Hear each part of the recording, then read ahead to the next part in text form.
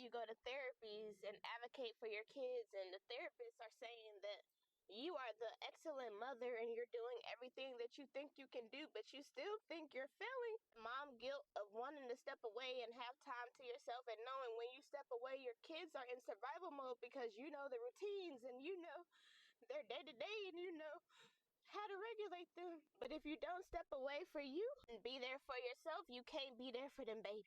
So I'm telling you, go ahead and pray. Go ahead and get in your word. Go ahead and get into that quiet and still place with God, because He will lighten your load.